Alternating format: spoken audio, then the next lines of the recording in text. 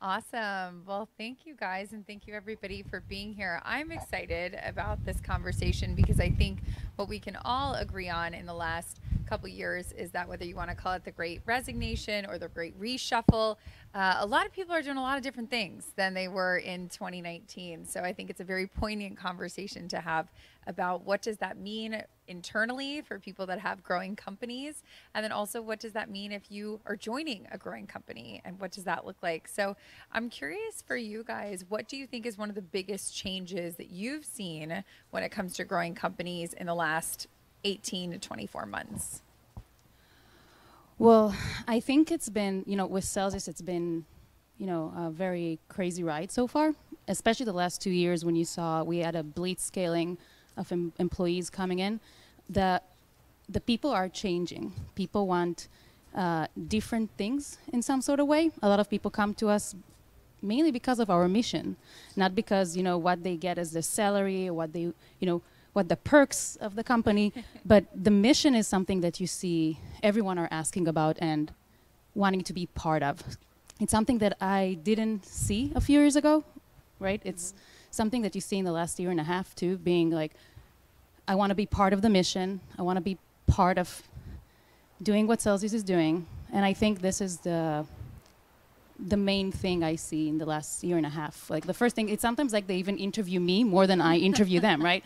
Like, how will you give me to be, I want to be there. I want to do this, what Celsius is doing. And I think this is the main change I see today when we interview for Celsius specifically. So speaking more squarely to an American perspective, I think that pre-pandemic or pre the last 18 to 24 months, so many Americans identified themselves through their work, and that's the biggest thing that we've seen change in the last 18 to 24 months. So the macro factors gave people an opportunity to say, what is my life going to be about? And then how does work fit into that?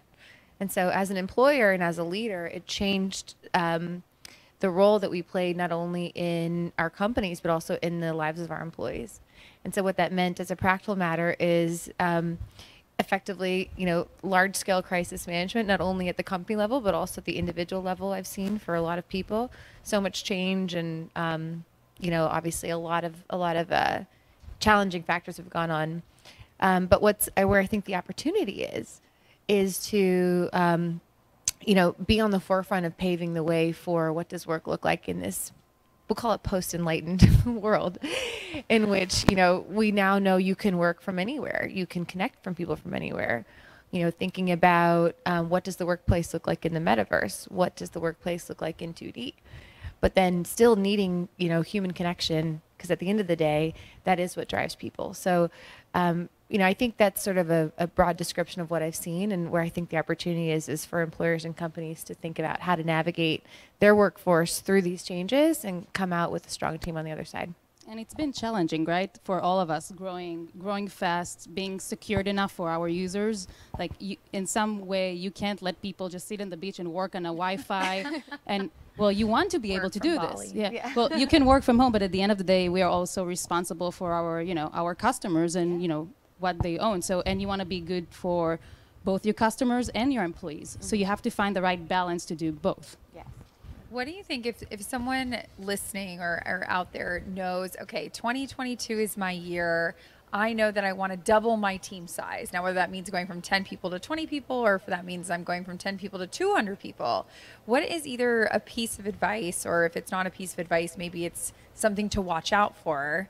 Hey, I realize you want to double your team or triple your team. Here's something that you should look for when you're thinking about doing that. Well, this year, my team grew from 5 to almost 40. So it's big. It's a big jump. And it's we grew from 50 to 800 in the company. So it's been a very challenging year on that side. But I really believe in, go with a little bit what you feel after you talk to someone. It's not just the what the person knows to do, but how he will fit or she will fit a team, right? So the team has a certain vibe that you want to keep. You want to keep as you said, like family oriented. You want them to feel comfortable so they grow, and you need to give them the option to grow and also feel comfortable in the workplace. So it's not just when you interview someone, it's not just about who they are, what their past is, the CV. It's not about that. It's about how they click with you and with your team. And I usually ask someone from my team also to do another interview, right? It's not just me. Sometimes even the interview and I'm stepping away. I let them judge in this case. So, so let's see, something to look out for. I think that as an employer right now, it's critical to be flexible and to listen. I think listening is more important than ever. So it's an interesting balance and dynamic between, as you were saying, upholding your fiduciary duty, whether that's to your investors or to your customers or to your clients, but then also understanding to make a business run, you need people. Yeah. And so what is that right balance between, creating an environment where your team wants to be there and is excited to be there and feels fulfilled, which is, I think, ever the more important right now for employees, but then also maintaining, like, you're a business in business to do business. So what does that look like? And how do we not lose sight of that while trying to recruit and, being in an employees market, which I think we can all say it is right now, because there's so many different ways to make a living, as they were saying on the last panel, there's so many opportunities to do so. As an employer, you really have to listen and be flexible and be willing to pivot to reach your goals, I think, in terms of building a workforce. Well, and I feel like at the end of the day, we're not working with widgets, we're working with people and humans and dynamic situations and things that are going on in the world and how it affects them. And so I'm wondering, for you guys, do you see mental health, especially after everything that's been happening in the last 2 years, playing a part in your day-to-day? Or is it really still you're kind of coming in and like, guys, the work is the work and we're leaving our personal stuff at the door? How have you seen that mix? Well, we have employees all around the world, and I think you can see by jurisdictions how the last 2 years affected differently in each jurisdiction. Like Australia, for one instance, it's been very, you can see how it affected them harder a little bit. I believe in a family-oriented team. I believe that each person should take care of his teammate. Also, as a manager, I see that. Mm-hmm. So there's no, like, if you're depressed, keep it at home and don't bring it to work. You give them sometimes day off. You see they're like a little off, especially in the last round. You saw people like, oh no, not again. Yeah. Like they're tired. We are tired, all of us, right? So all of us sometimes need to say, okay, take a step back. If you need to talk. Sometimes you send them chocolates. You send them, like, you want to take care of them. It's a little hard sometimes finding a chocolate place in Serbia, right? But you want to take care of them. I think that also they respect you and they feel part of the company, and it makes them feel, part of this. And we can't just think this is something out, and we have to confront that. Yeah. And I just add to that I think the mental health challenge of the last 18, 24 months is two-sided, right? It's both the employee and the employer. It's the teammate and the boss. And the reason I say that is because as a leader, being a container for your teammates and the challenges they might be going through requires you to keep yourself able to receive that. And one of the things that I've found most important is to, acknowledge for your teammates, like, yeah, this is hard for me too. So what do we do about that? How do we arrange our day? Just open and honest communication is always a great one. I'm sure we've all been on many Zoom calls or phone calls over the last 18, 24 months where you hear, a kid in the background or a dog or a delivery man. And those are not normal pressures that we've all been used to, and those are sort of just the least of them. So, the mental health conversation is important. I think that is a great thing that's come out of this is an acknowledgement that you can't just leave that at home. And also the ability, again, on this point of connection for employers and employees to say, we're in this macro level challenge together. We are humans experiencing in unprecedented times. And so what does that mean for us in terms of how to maintain ourselves and the ability to be productive in the workplace? Well, and I think to that point, unprecedented times also brings unprecedented opportunities. There's probably going to be a lot of startups that are growing during this time. There's going to be a lot of opportunities, new companies, maybe in 2022 later on or 2023 that kind of bloom from all of this opportunity. I'm curious for you guys, if you were meeting with a founder that you knew in a time machine 5 years their company was going to blow up, what is something that you think you would say? Obviously, you guys have had long careers in dealing with startups and growing teams. What's one thing that you would really love for that kind of new founder or maybe it's a new manager working at a new company to keep in mind? Well, first, if I go 5 years ago, I'll tell everyone buy Bitcoin, right? That's the first thing I will do. And then the sell. Yeah, and then the sell. And then the sell. I think, well, I just hired 2 directors, right? They took a lot of responsibilities from me. And the thing I asked from them is to keep in mind of, the whole team. I think micromanaging today is not something people are looking for. I think if you hire the right people, and I think that's the main thing. Oh, hi. The main thing is hire the right people, don't micromanage, let them be innovative, let them run, let them operate.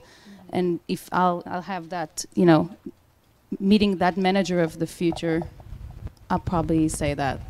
That's the only way to scale too. You can't scale otherwise. And we scaled so fast, and we learned you can't do it all by yourself. You have to find the right people to help you grow your team and be good managers, and of course, take care of your team. Even though I love what you said, that out of unprecedented times come unprecedented opportunities. That being said, I think that a lot of the challenges that a 5-year from now startup founder might encounter are the same that 5 years ago would, right? So some of those same principles apply, which is, as you were saying, thinking about how you're building your team. I think one of the biggest challenges for any founder, right, is sticking to it. So, at any time in the history of time, I'd say sticking to itness being the most important piece of advice. And also the ability to stay flexible through whatever comes your way. And I think that right now that there's a lot of implications for that, whether that's rethinking, what a physical office space looks like, rethinking how to convene people, rethinking how to connect people. We live in a largely borderless world in terms of business opportunity now, and that's only going to continue. And so, yeah, I think it's a little bit about, sticking to your game plan, but then also being willing to be flexible for whatever comes your way. What do you think right now, if you were just talking about hiring 2 new directors and bringing on new employees, what's one quality that when somebody walks in the room and has it, that you're even if you don't have the top grades or even if you don't have the best resume, you have this, and this is so valuable that beyond reference checks or beyond, maybe an MBA from a shiny Ivy school or something like that, that this quality you think kind of beats out all the other ones? Well, when I joined Celsius, I came from the military defense area. I met Alex in a coffee shop, and I think what sold me why I want to work here is Alex's passion to what he does, right? And that the rest of the employees will be the same because it's a small group. I definitely think passion is what I look in people's eyes today, especially with our mission, Celsius mission of, giving people the financial freedom and adoption of crypto. You need to be passionate to be successful. You don't need an MBA, and you don't need, to work in 30 banks, or you just need to love what you're doing and really want this to be successful. And then when you have a lot of passionate people in one room, it's success. You can see that. I think for me, the number one quality is curiosity. Because that is the one thing that will continue to wake someone up and drive them every day to figure out a solution. The other day, just a couple days ago for International Women's Day, someone had asked a question about how do I become an investor as a woman? And just, piggybacking off of the prior panel, and, for me, I think that the day you decide that you're curious about something is the day that you become an investor. The day you say you're curious about something is the day you become a founder, right? You don't become a founder or an investor or a leader or an executive once you're that. It starts from that first, inquisition, so to speak. And so, you can't teach curiosity. A lot of people are inherently curious, and if you're inherently curious, you're more likely to try to learn, figure out solutions, and it's akin to passion, but it's the thing that drives you to be, I think, a great employee, a great employer, great business person, and probably just generally a great person. It works together. You usually find both, right? Curiosity and passionate. So, yeah. Well, and I think it's one of those things that even if somebody is great on paper, if you don't have those 2 things, as much as you might want to hire them, it just doesn't make sense. Yeah. So that's a big one. For you guys coming up on the future, where do you see the most opportunity, or what sector or what space are you most curious about, or that you kind of late at night when you're laying in bed go, maybe I'm just going to Google this one more thing. And it doesn't have to necessarily have to do with your day job, but maybe just a field that you're super curious about. Well, I leave my job because I love it. You know, they say it's a job, but I don't see it as a job. I enjoy waking up in the morning and doing what I'm doing and being part of this kind of revolution. I think the cryptocurrency space is changing and it's being innovative all the time. You know, lately we have NFTs and, you know, crypto gaming and all these things that, you know, for me, it's blowing my mind. I can read hours and look at YouTube. I don't know if unfortunately, but this is what I think about. How can you take what you're doing right now and be innovative in the future? It's also very hard because you need to run really, really fast, right? Because this space is just so fast and innovative. So yeah, for me right now, I'm actually exploring a lot more the NFTs. It's something that when I can't explain it to my dad, I know I need to learn more. And I understand it, but not enough to explain it to my dad. So that's me right now. Yeah. No, that's a good one. I think that's a really good litmus test for whether or not you've got something down. I'll have to remember that. So I'll take two. The first, I couldn't agree more in terms of crypto NFTs. You know, it feels like it's today's modern day gold rush, and it's like you can't miss the opportunity. So as hard as it might seem to learn something new or to figure it out, most everything is figure outable. Just start Googling and figuring it out, right? And so that's I think that it would be remiss to not dive into that right now. And then separately, you know, I've always had a long-standing passion in impact investing and in companies that are solving social problems or philanthropic problems, typically philanthropic problems, through business solutions. And I think that coming out of the last 18 to 24 months, because of the ability to be more flexible in how you're working and how you're coming up with new businesses, there's just a huge groundswell of amazing talent thinking about how to make either the planet or the people's lives on this planet better. And to me, it's one of the most exciting places to be right now. There's so much capital and liquidity that's interested in that, so many amazing founders, and the types of problems. I'll give you an example. One that I'm working on right now is a seaweed-based plastic alternative. And, you know, different way to think about a plastic-free future that hasn't been done before. And the founder, you know, female founder, totally passionate, dedicated, and you can't not meet with this team and think like, no, this actually is the future for us. We have this massive problem, but someone's focused. We have a lot of seaweed. We have a lot of seaweed. That company solves a lot of different issues. So if you have any questions about that, I'm happy to talk after. We're raising money right now, but yeah. So impact investing, I think, is really exciting too. Yeah, there's a lot of opportunities out there, but to kind of bring it full circle with the name of our panel, kind of the good to great to greatest when it comes to culture and hiring and talent.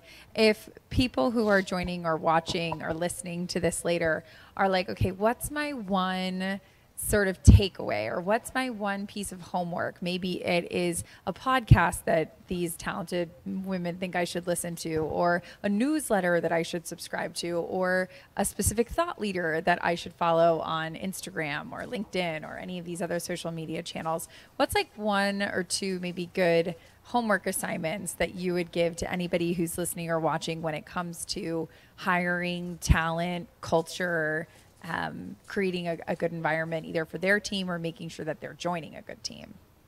I think what's really interesting today is that sometimes people come to an interview with more knowledge than you have as the person who's interviewing them. For instance, with us, I would definitely say if you're interviewing for Celsius, you should learn Celsius. Right. Don't just quote the website, but actually look at our YouTube channel, you know, read what we're doing in the world. We have a Friday AMA that our CEO is doing every Friday and answering questions, right? And a lot of people come and actually tell me what happened in the AMA when I didn't even saw it yet. I think that if you come with a passion and curiosity and you learn about the company and, you know, when you find that click, that's all you need. So for us, specifically with Celsius, right, don't just read the website. When someone is quoting you the website, sometimes you say, that's cool, but, right? Else? So there's a little extra, and today there's so many. We're everywhere. So YouTube, definitely, our Fridays AMAs. knowing about crypto, believing in the future about crypto and blockchain, understanding even not just a lot of people come and understand crypto, they don't understand blockchain. And that's very interesting, right? So learn more than just the website of the company you're interviewing for. So I think my homework assignment would be to, once a week, we'll call it once a week, make time for a human connection.